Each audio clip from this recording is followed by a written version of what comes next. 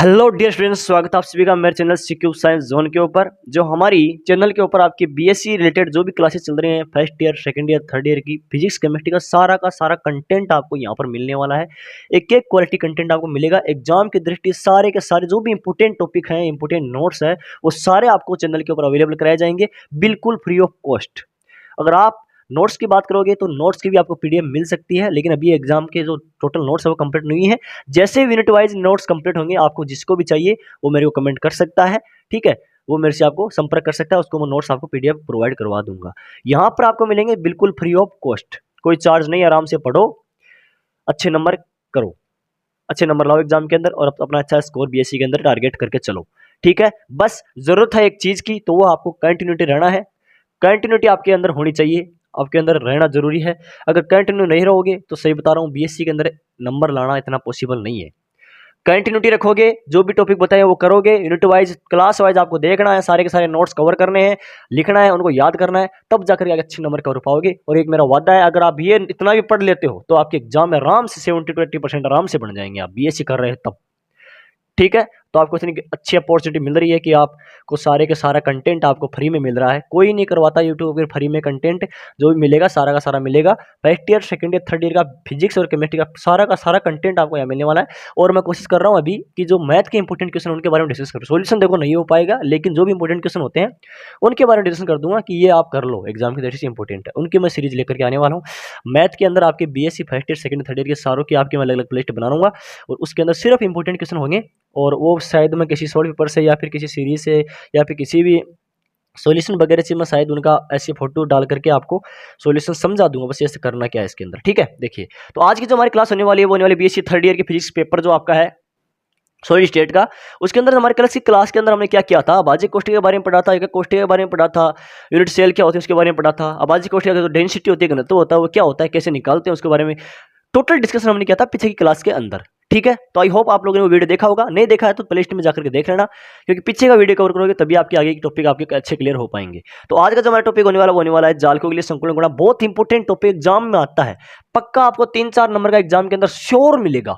किसी भी जाले के लिए पूछ लेगा, चाहे एससी के पूछ लेगा, चाहे बीएचसीसी के लिए पूछेगा, चाहे एफसीसी के लिए पूछेगा, चाहे एससीपी के लिए पूछ लेगा, किसी भी एक के लिए आपको जालक या फिर संकुलन गुणांक जो है वो आपको पूछ लेगा। ये आप ध्यान में रख लेना, श्योर आएगा। 90% आपको एग्जाम ये मिलने वाला है थर्ड ईयर के अंदर, सॉलिड स्टेट के अंदर। एक क्वेश्चन 100% मिलने वाला है, इनमें से किसी में भी आपके 2 की पूछ सकता है, 1 की पूछ सकता है, ठीक है। 3-4 नंबर का पक्का आने वाला है, और ये 3-4 नंबर आज समझो आपको पूरे कंप्लीट हो जाएंगे। ये 3-4 नंबर जैसे अगर आपने वीडियो देख लिया तो पक्के आपके 3-4 नंबर क्लियर होने वाले हैं। बस आपको जरूरत है, आपको बिलीव रखना है अपने आप के ऊपर और कंटिन्यूटी रखनी है। फिर देखना फिजिक्स में नंबर कैसे नहीं आते, हम देखते हैं। तो देखिए, हमारा जो आज का टॉपिक है वो है आपका संकुलों के लिए, जालकों के लिए संकुल गुणांक। जालकों के लिए संकुल गुणांक। अब पहले सबसे बात इंपॉर्टेंट जो आती है वो आती है कि जालक होते कितने टाइप के हैं, जालक होते कितने प्रकार के हैं। तो जालक आपके मोस्टली 4 प्रकार के हम पढ़ते हैं बीएससी के अंदर, थर्ड ईयर के अंदर। एससी जो सिंपल क्यूबिक होता है, घनीय जालक के बारे में पढ़ेंगे। बीसीसी बाइसेंट्रल क्यूबिक अंतः केंद्रित जालक होता है। एफसीसी होता है फलक केंद्रित, ठीक है। और एचसीपी होता है आपका षटकोणीय, मतलब हेक्सागोनल वाला, ठीक है। ये होता है आपका षटकोणीय। ये होते हैं आपके टॉप 4 आपके होते हैं, एससी, बीसीसी, एफसीसी और एचसीपी। इससे आप कैसे सीनियर सेकेंडरी, फिर बैचलर, फिर आपके आ जाएगा फाइनल ईयर, और फिर आज आपके आ जाएंगे एचसीपी, मतलब हाई लेवल की, ठीक है। अब देखिए, संकुल गुणांक की बात मैं करूँ तो सबसे पहले आपको जिस टॉपिक के बारे में हम पढ़ेंगे उसके डेफिनेशन आपको आनी चाहिए, उसका फॉर्मूला आपको आना चाहिए, संकुल गुणांक होता क्या चीज़ है। फिर हम एक स्टेप वाइज एक जो जालक है उसका निकालेंगे। आज मैं इस वीडियो के अंदर आपको सिर्फ 2 जालक करवाने वाला हूँ, एससी और बीसीसी। अगले 2 है वो अगली क्लास के अंदर लाने वाला हूँ। देखिए, संकुल गुणांक क्या होता है। संकुल गुणांक होता है एकक कोष्ठिका के परमाणु का आयतन अपोन में एकक कोष्ठिका का आयतन। जो परमाणु का आयतन क्या होता है उसको निकालेंगे, फिर जो एकक कोष्ठिका का आयतन होता है उसको निकालेंगे, और वही क्या होगा आपका, वही होगा आपका संकुलन गुणांक। तो देखिए, अब पढ़ते हैं। इसके अंदर एक चीज और आती है, समन्वय संख्या। समन्वय संख्या क्या होती है, जो मतलब कि जो टचिंग में जो पॉइंट होता है उसके बारे में बात करेंगे। किसी परमाणु के पास स्थित उन परमाणुओं की संख्या जिन्हें वह स्पर्श करता है समन्वय संख्या कहलाती है। एग्जाम में डेफिनेशन भी आ सकती है, अगर छोटा प्रश्न पूछ ले आपको एग्जाम में डेफिनेशन आ सकती है कि भाई समन्वय संख्या की परिभाषा लिखो और एफसीसी जालक के लिए आपका संकुलन गुणांक की गणना कीजिए। तो समन्वय संख्या क्या होती है, किसी परमाणु के पास स्थित उन परमाणुओं की संख्या जिन्हें वह स्पर्श करता है समन्वय संख्या कहलाती है। आगे देखिए, अब जो हमारा फर्स्ट जो है आपका जालक संकुल है उसके बारे में बात करेंगे। एससी सिंपल क्यूजिक सरली घनीय जालक के लिए संकुलन गुणांक। आराम से समझना, एक एक चीज को नोट करते हुए चलना है, आराम से समझोगे एक चीज क्लियर, एक चीज क्लियर होगी। ठीक है, देखिए अब पहले इसके अंदर डायग्राम देख लेते हैं। डायग्राम आपको सिंपल क्यूब बनाना है और इसके अंदर आपको यहाँ पर एक सर्किल यहाँ पर बनाना है हाफ पोर्शन के अंदर, और एक सर्किल आपको यहाँ पर बनाना है। ये ध्यान रखना यहाँ पर टच करते हुए बनाना है, मैंने थोड़ा सा आपको मिस कर दिया, लेकिन आपको यहाँ पर पूरा टच करना है और इतना अच्छे से व्यवस्थित करना है। चाहे तो आप इसको दो डायग्राम पहले आपको ये राउंड वाले सर्किल बना लेना है, फिर आप यहाँ से कवर कर सकते हो। ठीक है, ये आपको बनाने हैं। इसकी रेडियस यहाँ से लेकर क्या हो गई, आर हो गई, इसकी रेडियस क्या हो गई, आर, और ये आर और आर कितना हो गया, 2r हो गया। ठीक है, ये वाला पॉइंट गलत है, यहाँ पर ऐसे गलती से लग गया, बाकी यहाँ पर जो भी कॉर्नर होंगे इसके उसी के ऊपर आपको ये रखेगा। ठीक है, ये क्या है, समन्वय संख्या है। आप देखिए समन्वय संख्या क्या है, इसकी 6 है। क्या है, समन्वय संख्या क्या है, 6 है। ठीक है, दो परमाणु के बिंदु के लिए समन्वय संख्या उसकी 6 हो जाएगी। कैसी हो जाएगी, देखिए 1 1 2 3 4 5 और एक यहाँ पर और है शायद, ये वाला पॉइंट यहाँ पर टच करेगा, इसके अंदर समन्वय संख्या रहेगी 6। इसके पीछे भी रहेंगे 3, ये रहेंगे 3 इसके पीछे रहेंगे, तो ये जाएंगे समन्वय संख्या 6। दो परमाणु के बिंदुओं के बीच की दूरी क्या होती है, ए बराबर 2r है, आपको पता है। एक ये परमाणु रहा, एक ये परमाणु रहा आर ये रहा और आर ये रहा, क्या हो जाएगी, 2r हो जाएगी। डिस्टेंस है, ये नॉर्मल बातें थी जो आपको समझ में आ गई होगी। अब देखिए समन्वय संख्या के बारे में मैंने बता दिया कि जो सिंपल क्यूबिक होता है उसकी समन्वय संख्या 6 होती है। आप ये चल के लेके चलो कि घन के अंदर टोटल फलक 6 होती है, तो जो इसकी वो हो जाएगी 6 हो जाएगी इस पर परमाणु संख्या। एकक कोष्ठक का आयतन क्या होता है, पहले उसके बारे में देखेंगे। एकक कोष्ठक का आयतन क्या होता है, अब हम जानते हैं वॉल्यूम क्या होता है कि भाई लंबाई गुणा चौड़ाई गुणा ऊंचाई, मतलब हाइट ब्रिथ लेंथ को मल्टीपल करेंगे तभी तो होगी ना। अब इसकी हाइट भी ए है, लेंथ भी ए है और ब्रिथ भी ए है, तो क्या हो जाएगा, तीनों का मल्टीपल, तो क्या हो जाएगा, v बराबर आपका हो जाएगा a क्यूब। ठीक है, और a की वैल्यू हमारे पास में अभी से पहले से निकली हुई है, क्या है, 2r है, तो v बराबर क्या हो जाएगा, 2r का क्यूब, और 2 का क्यूब क्या हो जाएगा, 8 r क्यूब। ये हो जाएगी समीकरण नंबर 1। ये क्या हो जाएगी आपकी समीकरण नंबर 1।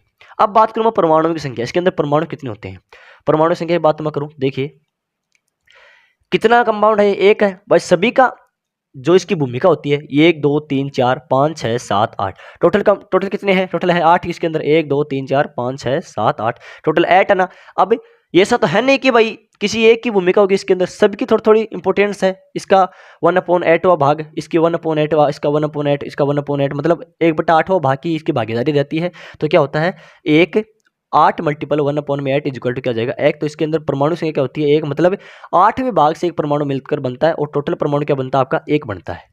ठीक है, अब इस जो एक परमाणु है इसका हम क्या करेंगे, याद करेंगे आयतन। क्या करेंगे, आयतन। तो परमाणु का आयतन कैसे याद करेंगे, अब आपको पता है परमाणु किस प्रकार का है, गोलाकार है भाई, गोलेकार परमाणु से बना हुआ है, तो गोले का आयतन क्या होता है, 4/3 पाई आर क्यूब। तो एक एक हो जाएगा वीडेस, वीडेस क्या हो जाएगा आपका 4/3 पाई आर क्यूब। ये आपकी समीकरण नंबर 2 हो जाएगी। अब जो खेल है सारा का सारा वो है समीकरण 1 का और समीकरण 2 का। ठीक है, अब संकुल गुणांक क्या होता है, संकुल गुणांक की आपने बात की थी कि परमाणु का आयतन अपॉन में एकक कोष्ठिका का आयतन।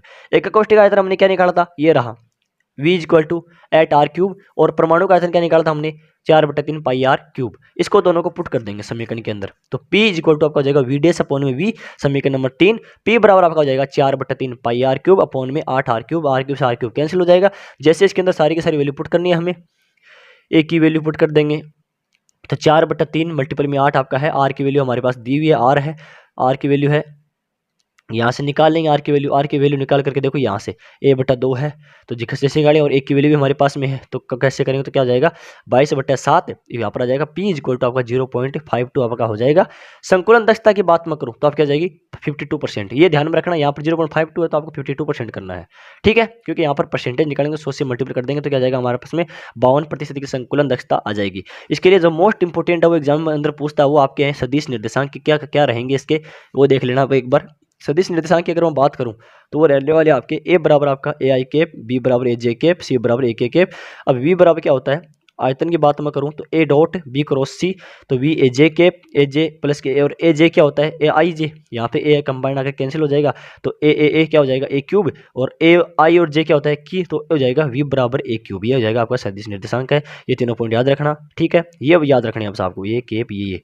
ठीक है, तो ये तो था आपका एससी का। अब बात करूं मैं अगला बीसीसी का। किसके बारे में बात करेंगे, बीसीसी के बारे में बात करेंगे। बीसीसी अंतः केंद्रित घनीय जालक का संकुलन गुणांक। अब जो ये टॉपिक है इसका भी डायग्राम देखेंगे। अब भाई मैंने आपको सिंपल वाले में बताया था, यहाँ पर 2 लेने हैं और बीसीसी के अंदर आ जाएगा ये इस तरह से 3 लेने हैं। पहले आप ये डायग्राम कवर कर लेना, फिर आपको ये आप अंदर क्यूब बना सकते हो। अब इसके अंदर देखो सेम इसके अंदर भी 8 कंपाउंड आएंगे, इसके अंदर ये एक्स्ट्रा रहेगा, ठीक है। बीच के अंदर क्या रहेगा, एक्स्ट्रा रहेगा, क्योंकि यहाँ पर ये वाला सर्किल भी बनने वाला है।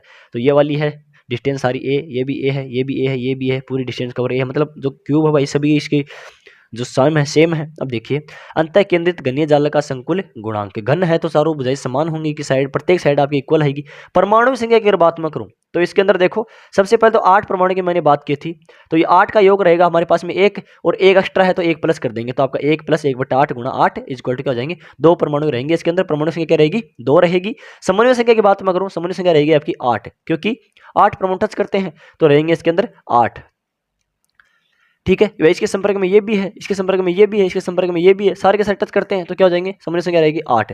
परमाणु का आयतन की बात मैं करूं तो आयतन क्या होता है, 4/3 πr³। अब इसके अंदर 2 परमाणु एक्स्ट्रा है तो ये वाला रहा भाई, यहाँ पर भी 2 आए थे ना, एक परमाणु का आयतन 4/3 πr³ है, तो 2 परमाणु हमारे पास में, तो दोनों परमाणु का निकालेंगे तो 4/3 का हो जाएगा 2 × 4/3 πr³। ये हो जाएगा हमारे पास में v बराबर आपका हो जाएगा 8/3 πr³, समीकरण नंबर 1। अब क्या हो गया, हमारे पास परमाणु का आयतन आ गया। अब देखेंगे, अब इसके अंदर हमको क्या करना है, यहाँ पर वैल्यू निकालेंगे किसकी, एक की वैल्यू निकालने के लिए हम क्या करेंगे, यहाँ पर ट्रायंगल लेंगे।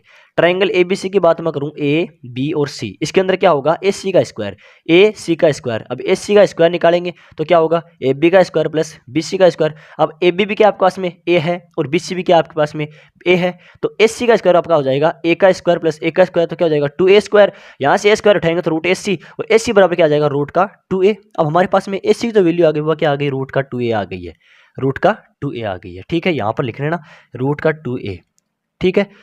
AGC से, अब त्रिभुज AGC से AG और C से, इसे देखिए AGC से क्या होगा, AG का स्क्वायर ये निकालना है इज इक्वल टू AC का स्क्वायर प्लस GC का स्क्वायर। अब ये हमारे पास में ये भी आ गई और ये भी आ गई, अब इसको निकाल लेंगे तो देखिए AG का स्क्वायर आपका हो जाएगा, ये तो हो जाएगा √2A का स्क्वायर प्लस A स्क्वायर हो जाएगा, तो क्या हो जाएगा, AG बराबर हो जाएगा 2A का स्क्वायर, वही स्क्वायर करेंगे रूट का तो 2 आ जाएगा, और एक आ जाएगा A स्क्वायर, A का स्क्वायर, तो 2A स्क्वायर कितना हो जाएगा, 3A स्क्वायर, और यहाँ पर रूट कटेंगे तो आ जाएगा √3A, क्या आ जाएगा, √3A, क्या आ जाएगा, √3A। और यहाँ पर बात मैं करूँ तो AG बराबर क्या आ जाएगा आपका, A की वैल्यू हमारे पास पहले निकल आ चुकी है, क्या निकल के आई है, A की वैल्यू सब ये रही, तो अब क्या हो जाएगा, AG बराबर आपका 4R, और 4R बराबर आएगा √2A। अब A बराबर क्या आ जाएगा आपका 4R अपॉन में √3A आएगा, यहाँ पर 3A है, ये थोड़ा यहाँ पर 3A है, क्या है 3A है, ठीक है, तो 3A आ जाएगा, तो A बराबर आपका आ जाएगा 4R अपॉन में √3, ये हमारे पास में वैल्यू आएगी किसकी, एक की। अब सिंपल काम हो गया, परमाणु का आयतन आ गया हमारे पास में। अब देखेंगे हम एकक कोष्ठक का आयतन, किसका, एकक कोष्ठक का आयतन। V बराबर क्या होता है, A³, तो V बराबर क्या हो जाएगा 4R अपॉन में R³, एकक कोष्ठक का आयतन हमारे में पढ़ा था कि भाई A³ होता है, तो 4R/R³ का आयतन हो जाएगा, √3 का है, R³ नहीं है,